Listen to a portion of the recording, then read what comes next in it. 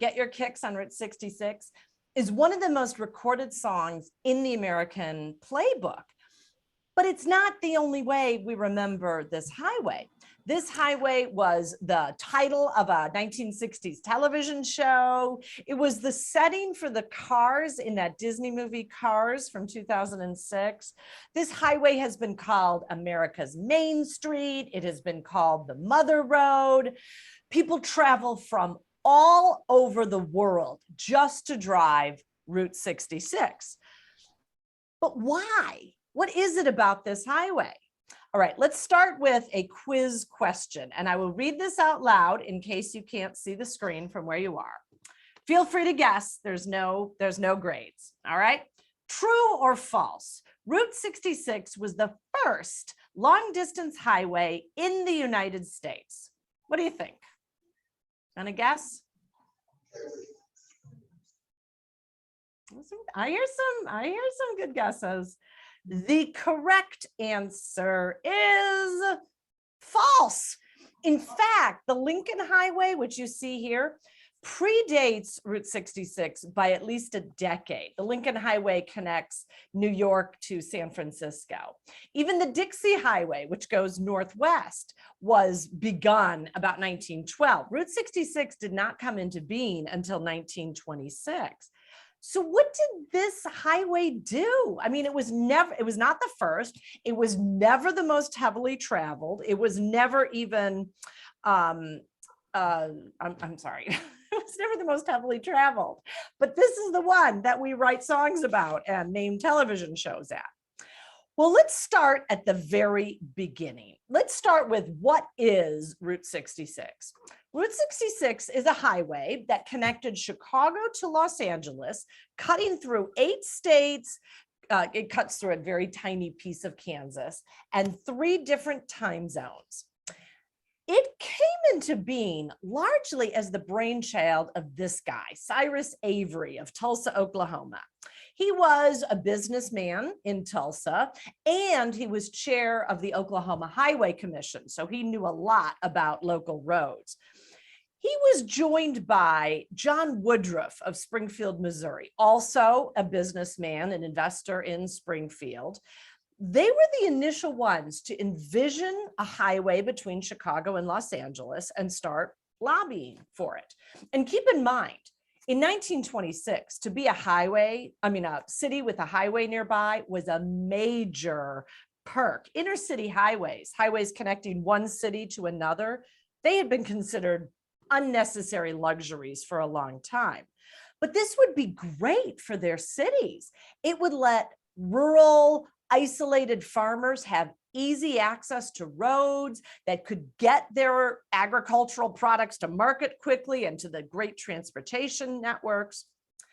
But the lobbying of these two is not going to be realized until it joins up with a national program for highway and road development. And keep in mind, and going back to this map of the route again, prior to the 1890s, people rode the train if they were traveling any big distances. Locally, they used wagons and buggies and streetcars. They had paved roads within cities, but mostly it was gravel roads and sometimes even dirt roads going from city to city. But it changes in the 1890s as more and more motorists start taking to the road. Cars change everything. They need stronger roads that aren't going to turn to mud in the rain. So a lot of towns and cities start improving their roads. And if you look at maps from the teens and the 20s especially, they're often including these really crazy legends to help motorists sort out all the variations between paved roads, improved roads, dirt roads. This one has a listing for unimportant roads. Motorists wanted better highways, and the need just keeps getting more acute as car ownership skyrockets. In 1910, in the entire United States, there were 180,000 registered automobiles. In 1920, that had risen to 7.5 million. It was just an explosion. So The first legislation from the federal government for highways is put in place about 1916, but the really comprehensive one comes in 1921. That is when the government passed the Federal Aid Highway Act. This is a comprehensive plan to build a national highway grid. 5 years later, in 1926, as the Bureau of Public Roads is mapping out these roads, a federal highway from Chicago to Los Angeles is given the designation US Highway 66. East-west highways have to end in even numbers, they decreed. The most important ones end in zeros, and Avery really wanted this road to be US Highway 60, but it doesn't go coast to coast, and politicians in places like Kentucky really protested. So Avery chose 66 instead. Now, in reality, when US 66 comes into being, it's just a cobbling together of existing local and state and sometimes national roads. Many of them were unpaved. If you look at Oklahoma in 1926, there were very few improved roads in that entire state. But this cobbling together turned out to be a major benefit. Many of the roads were following old Indian trails or wagon roads or even livestock trails. They moved with the highway, with the landscape. In Illinois, a lot of the route up by Chicago followed the path of Marquette and Joliet, which was largely on foot for much of the way. Later on, it traveled the Osage Indian Trail. In much of the Southwest, it followed the Beale Wagon Road.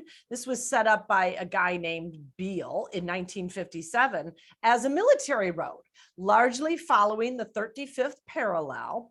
It became a really important military road, and it laid out the path that a lot of Route 66 would later take. The point of it all is, Route 66 meandered in part because it followed these old paths. Unlike the Lincoln Highway or the Dixie Highway or the later interstates, Route 66 did not travel linearly, and it did not dominate the landscape. It moved with the landscape. Not to mention, a lot of it went through flat lands in the Great Plains and the Midwest. When you get into the Southwest, it was a much more temperate climate than a lot of more northerly highways. You could drive this highway year round. It was, as this map says towards the lower left, the shortest, fastest, year-round best across the scenic Midwest. This is the number one reason, the first reason why motorists really liked it. But it's not the only reason that people like it today. Let's look at some other reasons why people today love it. Once the highway is in place, entrepreneurs along this highway start really flourishing. If anyone knows Chicago at all, you might know there's this sign at the intersection of Michigan and Adams. Now, in reality, Route 66 initially began at Michigan and Jackson. That's because Jackson had no streetcars. It was a good road for automobiles. Later on, Jackson was made one way. So Route 66, if you're going eastbound, is on Jackson. If you're going westbound, you have to go a block north on Adams. But actually, the beginning of Route 66 was extended out to Lakeshore Drive. Most of its history, Route 66 began at Lakeshore Drive and Jackson. The reason the historic Route 66 sign is at Michigan and Adams today is because they don't want motorists getting out of their cars for photographs on Lakeshore Drive. So they put this begin sign at Michigan and Adams. It's a little bit safer for selfies. But a lot of businesses on Jackson started thriving, including the diner that you see here. This is the interior of Lou Mitchell's Diner on Jackson. It predates Route 66. It opened in 1923. The original building was on the north side. They moved to the south side of Jackson in 1949. That sign with all that fabulous neon is really central to that golden age of Route 66 at mid-century.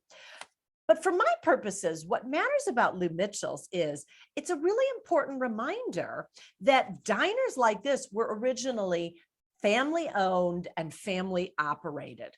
One of the most enduring aspects of Route 66 is that it provided a living for many small entrepreneurs who ran businesses serving travelers on the route. And it wasn't just existing businesses, new businesses opened too. This is Ambler's Texaco Station in Dwight, Illinois, built in 1933 in that cottage style. They often designed early gas stations to look more residential, so they would blend in with the surrounding residential neighborhoods. Oil companies were very conscious to make their gas stations look homey and inviting and not stand out too much. And in a lot of small towns like Dwight, Route 66, or at least originally, went right through the downtown. This station operated as a gas station for 66 years. After it closed, it was abandoned for a while, but the village of Dwight has beautifully restored it. Today, it looks very much like it did in the 30s, and it's just a great roadside attraction. When you look at the oldest businesses on Route 66, they're a lot like this. Small businesses, low capital, mom and pop businesses. Here's the Boots Court Motel in Carthage, Missouri. Same thing, a family-owned, family-operated business. The Boots family ran it. When this motel opened in 1939, they advertised a radio in every single room. How fabulous is that? People love Route 66 today because its legacy is a legacy of family businesses, not corporate franchises. The concept of a motel, meaning sleeping rooms all connected under one roof, emerged gradually, but by the 50s, this is the way most people spent the night. By the way, can you see over on the left, each sleeping unit had its own garage attached in those days.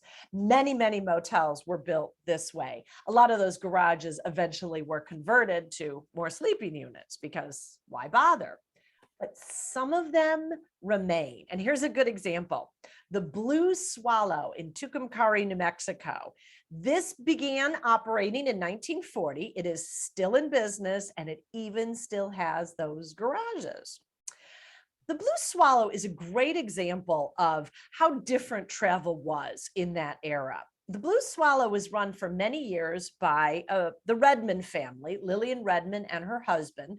Lillian Redmond had been a Harvey girl, if you remember the Fred Harvey restaurants. So she knew hospitality. They ran this motel for years, and they later would reminisce about how in the early days, they would sometimes accept personal belongings. Here we go. For motorists who didn't have the cash for an overnight visit, they would sometimes accept personal belongings. And the Redmonds also added that fabulous neon sign. Here's what it looks like at night. This might be one of the most famous neon signs on Route 66.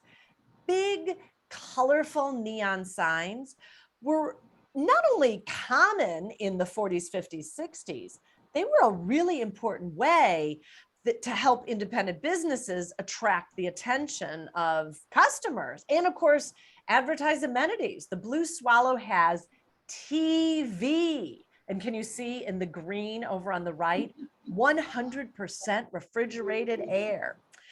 There are a lot of motorists on Route 66 who travel it because they really want to see these big neon signs. And many of these signs are deeply beloved, especially if the lights move like they do on the arrow for the Munger Moss. The wagon wheel